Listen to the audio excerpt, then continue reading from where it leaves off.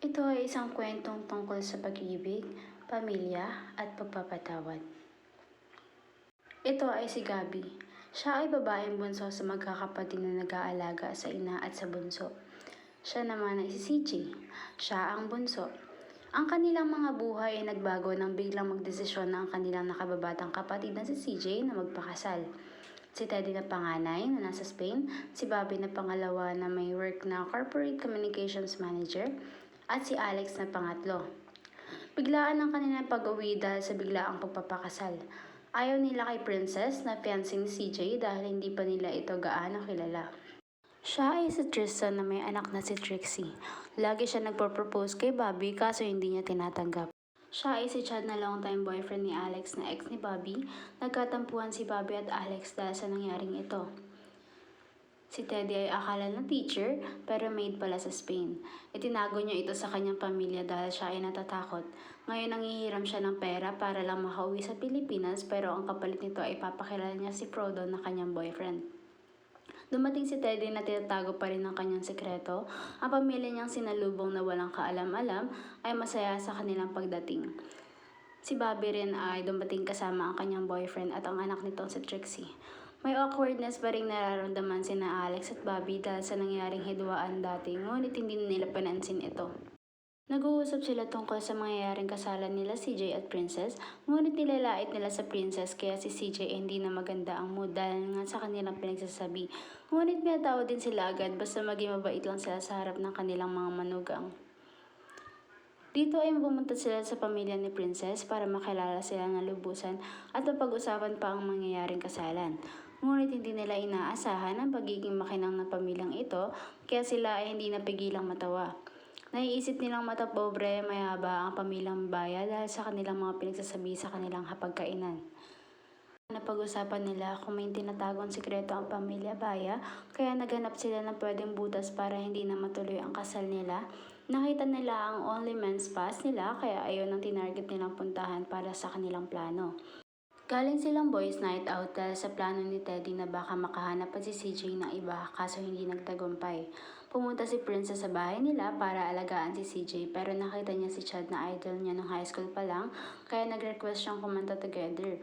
Pero kanta niya pala yun kay Bobby dati pero hindi alam ni Princess kaya nagalit si Alex kay Chad dahil yun ang kinanta niya. Nag-overthink si Tristan na baka mahal pa rin ni Bobby si Chad pero binigyan ng assurance si Bobby si Tristan kaya naging okay na ulit sila. Binigyan ni Tristan si Bobby ng 16 na sana suot niya na ito kapag uwi niya. Si Trixie ang nasasaktan para sa kanyang ama dahil laging humihindi si Bobby sa tuwing nagpo-propose si Tristan. Natuloy ang plano nila sa Only Men's Spa at si Frodo ang pumasok para maging customer. Tumawag si Teddy sa mga pulis dahil akala niya may iba pang nangyayari sa spa na ito. Ngunit siya ay nagkamali at napahiya siya. Typical na spa lang ang meron dito. Gusto siyang ipademanda ng pamilyang Baya dahil sa dami siyang nangyari. Pero nakiusap na lang si CJ na wag nang magdemanda. Nagagalit si CJ sa mga kapatid niya dahil napahiya siya sa pamilya ni Princess. Nabigla rin siya dahil lahat pala ng kapatid niya ang may pakana kaya napagsalitaan niya lahat ng kapatid niya dahil sobra na raw ang pangingialam sa kanyang buhay. Concerned lang ang mga kapatid niya kaya yun nagawa. Sinisisi ni Bobby si Teddy dahil tinuloy pa rin niya ang plano. Nagsorry na si Teddy dahil hindi niya alam na ganun ang kalalabasan ng nangyari. Sinabi niyang tanga ang ginawa ni Teddy pero na-misinterpret nila ito. Pero dumating ang ina para magtanong kung ano ang ginagawa nila pero ang sabi nila ay naglalaro lang. Nasa bahay nila ang pamilya Baya dahil gusto nilang pakita ang team ng kasal ngunit hindi nila gusto ito dahil ang gusto nila ay simple lang. Kaya naisip nila na maglaro ng guess the word at kung sino ang manalo, sila ang magdedesisyon ng magiging team. Ngunit umabot ito sa puntong minamak na nila ang pagiging maid sa Spain ni Teddy. Sinasabihan siyang great pretender at maid in Spain kaya hindi naligpatinag ang kanilang ina. Pinagsabihan niya ang pamilyang Baya na hindi na tama ang kanilang mga binabanggit. Ito ay nagkumprontahan na ang magpamilya. Alam na pala ni Bobby at Gabi na maid lang si Teddy at hindi teacher. Nagsorry siya sa mama niya dahil nagsinungaling siya at hindi niya sinabi ang totoo. Sinabi niya rin naiinggit siya kay Bobby dahil iniisip niya ito ay matalino, maganda at successful na hanggang dito lang ang kaya niya. Si Bobby ay nagtatanong kung bakit parang kasalanan niya. Inaamin niyang naiinggit siya sa kanyang mga kapatid dahil may favorite lahat sa kanila pero siya lang ang wala. Si Alex lang ang may favorite sa kanya. Kailangan niyang pumunta ng New York dahil may sakit ang kanyang ama. Magka-college na si CJ, walang disenteng trabaho si Alex. Kailangan pumunta ni Teddy ng Spain, kaya siya ang nagsakripisyo na lumayo sa pamilya niya.